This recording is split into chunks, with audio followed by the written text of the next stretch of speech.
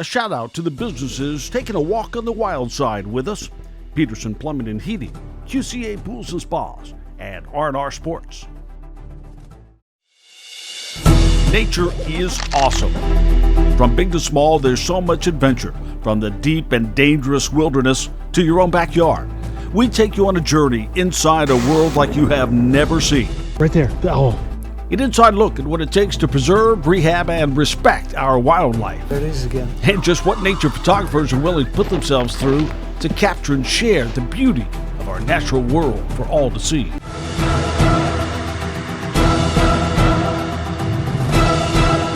That's wild. Let's go.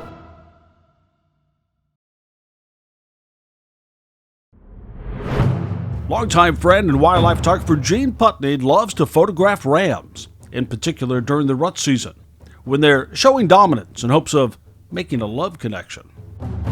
These bighorn sheep sure live up to their name. The curved horns alone weigh in at about 30 pounds. The animals themselves up to 300 pounds, and 5 to 6 feet long from head to tail. To really get a feel of the size of these beauties, I wanted to see them for myself. You know, they're part of the bovine family that live in the Rockies from Mexico all the way up to Canada.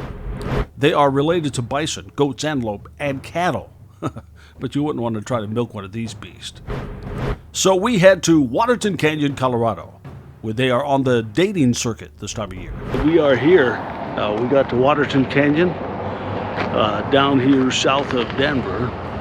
And now, from what I understand, we got about a 3-mile hike that's going to take about an hour or so to get up to where the animals may or may not be today. Our goal today, somehow get these bighorn sheep ramming their heads together. You think that can happen? I don't know, but we're going to take a shot.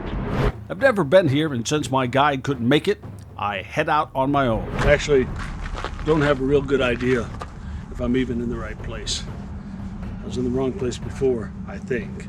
2 fly fishermen told me it's up this way. I'm going to hope for sure to find it, because if not, I don't know if I'll be able to try again today. So now this is the importance of having a guide.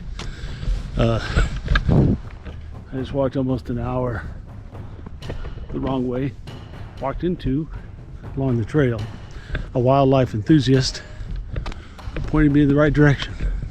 So, you know, the journey is supposed to be enjoyed as much as the goal, right? Because now we believe we're finally on the correct trail. Finally in the canyon. Let's get to work. The air is light, and making my way up is tough as I try to make up for a little lost time. I have a small window to get all the way up and get my stuff and get back down. Just ran into a gentleman, you probably see him back that way.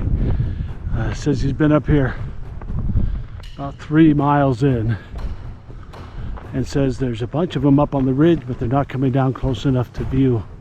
So 3 people, by the way, 3 people is the total so far that have been up in this area that I talked to on the way back, that have not had much luck. But we've been known to have some really good luck. So we'll see what happens. They are so well camouflaged on these rocks. I'm hoping to maybe see them up there on the ridge. And huffing and puffing, my hard work is about to pay off big time. Something on the road. I actually think they're walking towards me. I think we might have found some bighorn sheep. Now they see me, they kind of stopped.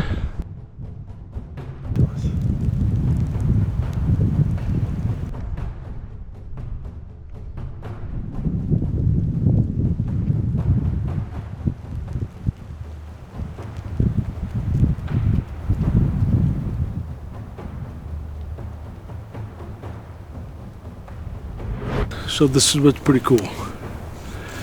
3 people on the trail. Nobody's really seen any. The only ones I saw were way up here on the ridge. We get over here. We find some down by the road. And then we start getting set up to get the big ones up here. And they're gone. But the cool thing is, some days some people see none at all. Other days they see a lot of activity. And as you know, we don't give up very easily. So they're all gone now. But they're going to come back. I know it.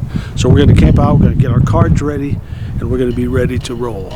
Last time I had my Zoom Ryan was using it with me, and he does everything on manual. So when those rams got so close, they actually got too close to me. I couldn't pull back out, but I didn't want to mess with stuff and make sounds that would scare them away. So I just kind of dealt with what I had. But I think we picked up good shots anyway. So now I'm really ready, and we're going to get some. So here we go. Hopefully you can see them. I'm shooting blind. I'm using the trees as my guide. Just simply too much glare on my viewfinder here to see them.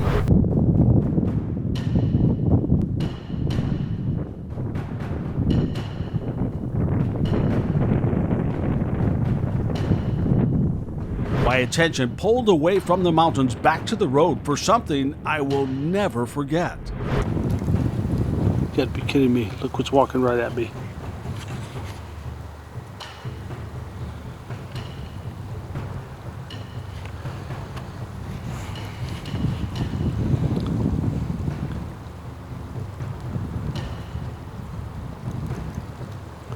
That's a person up there on the left whistling to make sure I know what is coming right at me.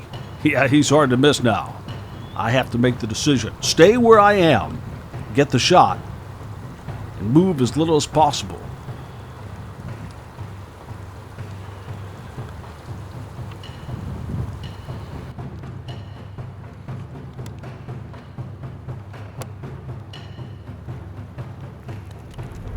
Watch as he pauses slightly, looks at me, probably thinking right now, do I ram him or not? That would have hurt. I'm glad he said go around, not through me. As I catch my breath, the whistling guy following the ram gets up to me and gives me a quick rundown after I barely escaped being run down myself. I'm Joe Orgill. I'm a volunteer with Colorado Parks and Wildlife. He has been working this area for years. The rams are the big all-star here in the canyon. This is probably the best place in the world to see Rocky Mountain bighorn sheep. Wow.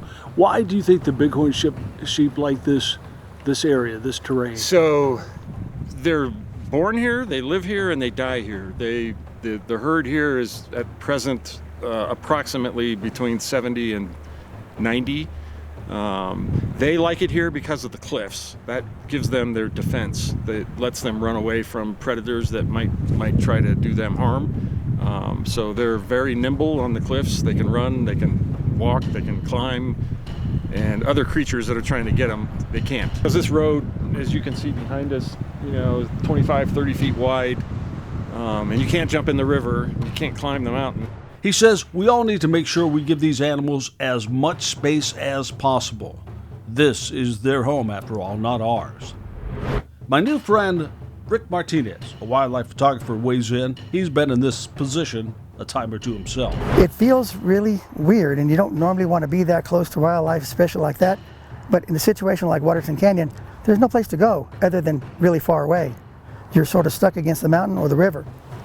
So for me, when I had to make that tough decision, whether to stay behind the camera or make a run for it up the mountain, the best thing was just to stay put. Most of the time, that's just fine. I don't know of anybody that got hurt, there by a ram hitting them. I'm not saying it hasn't happened, but I've never heard of it happening.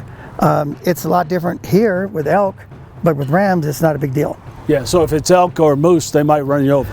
That's true, especially elk. Elk are, get very aggressive, and they're all over town, and people have a tendency to get a little too close. Enough adventure for one day. I got my video, kept my body intact, and I head back down. Plans are to come back tomorrow, see if I can get my next bucket list shots. But Mother Nature has other plans. But you guessed it, we aren't giving up. We just gotta see why they call these bighorns rams in the first place. Because this is wild.